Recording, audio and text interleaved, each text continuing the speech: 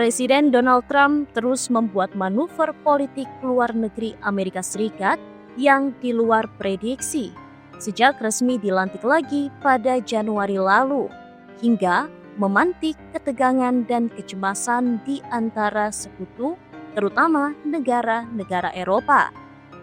Belakangan, langkah Trump semakin menunjukkan pergeseran dukungan Amerika Serikat terhadap Ukraina menjadi condong ke Rusia, membuat sejumlah negara Eropa khawatir soal masa depan Kiev yang hingga kini menginjak tahun ketiga digempur invasi Moskow. Amerika Serikat secara mengejutkan berdiri bersama Rusia dan Korea Utara dalam menolak resolusi Majelis Umum Perserikatan Bangsa-Bangsa atau PBB yang mengutuk invasi Rusia di Ukraina. Pemungutan suara ini digelar ketika invasi Rusia di Ukraina resmi memasuki 3 tahun.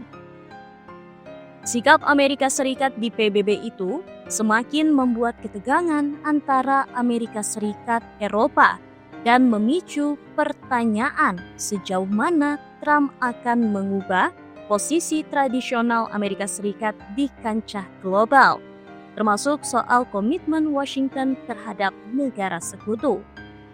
Sebelum ini, Trump juga mengguncang para pemimpin Eropa karena keputusannya merangkul Presiden Rusia Vladimir Putin yang sedang diisolasi Eropa buntut invasinya di Ukraina.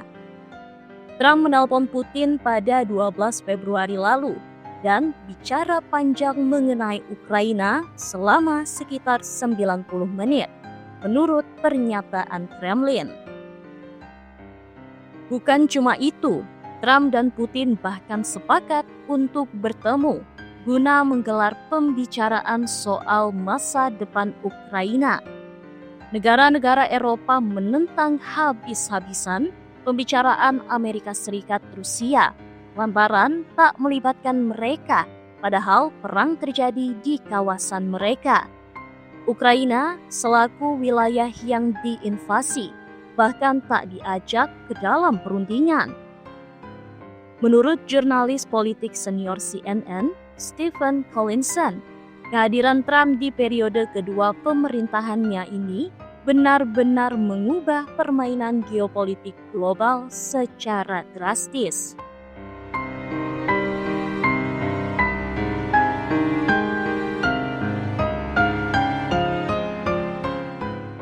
Diketahui pada Senin 24 Februari, para pemimpin Eropa pun menaiki kereta ke Kiev, Ukraina, untuk berdiri bersama Presiden Volodymyr Zelensky dalam memperingati 3 tahun perang Rusia versus Ukraina. Langkah mereka ini mencerminkan tekanan kepada Rusia. Di London, Perdana Menteri Inggris Keir Starmer juga ikut menyatakan bahwa G7 harus mengambil lebih banyak resiko untuk menekan Kremlin. Pada saat yang sama, Starmer mengumumkan serangkaian sanksi baru untuk Rusia guna menekuk negara itu. Sikap keras Eropa ini tampaknya tak sejalan dengan tujuan yang ingin dicapai Trump. Trump tampaknya sedang berupaya meningkatkan reputasinya dan bargaining power di kancah global melalui pendekatan ke Rusia.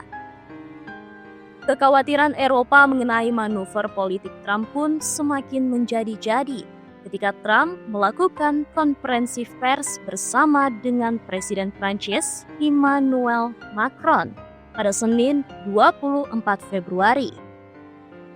Pada kesempatan itu, Trump menunjukkan bagaimana kesepakatan damai tanpa jaminan keamanan yang jelas dapat menguntungkan perampasan wilayah yang sedang dilakukan Putin di Ukraina. Meski begitu, kehadiran Macron di sana cukup memainkan peran penting karena ia terlihat begitu berupaya meluruskan Trump tanpa menyinggung sang presiden. Dengan penuh pujian, jabat tangan, dan bahasa tubuh yang taktil, Macron berusaha memperbaiki kekeliruan Trump termasuk saat di Oval Office kala dia mengoreksi klaim palsu Trump soal dukungan Eropa yang sedikit untuk Ukraina. Setelah bertemu Trump, Macron tak langsung pulang begitu saja. Ia mengunjungi destinasi lain guna menyentuh Trump, yakni dengan mendatangi Fox News. Kepada Fox News, ia menyatakan bahwa kepemimpinan Trump di Amerika Serikat telah membawa perubahan situasi global. Namun ia menyiratkan bahwa dirinya percaya Trump punya kapasitas untuk mencegah situasi berjalan rumit. Setelah bertemu Trump, Macron sendiri sempat mengatakan bahwa ia dan Trump sepakat ingin perdamaian yang cepat. Meski begitu, menurutnya, kesepakatan yang cepat bukan berarti kesepakatan yang lemah. Meski Macron mengklaim ada pelunakan dari Trump, pada dasarnya belum diketahui seberapa jauh solidaritas yang disebut Macron itu berjalan. Trump menolak untuk secara terbuka menawarkan bantuan Amerika Serikat. Bisa jadi, Trump tak bicara karena tak mau membuat marah Putin sebelum keduanya melangsungkan pertemuan. Atau mungkin dia khawatir tentang kemungkinan bentrokan antara pasukan Amerika Serikat dan Rusia jika pasukan Amerika Serikat menjadi bagian dari jaminan keamanan tersebut. Terlepas dari klaim Macron, Trump masih memandang perang melalui lensa yang berbeda, seperti yang ditunjukkan dalam kejadian di PBB.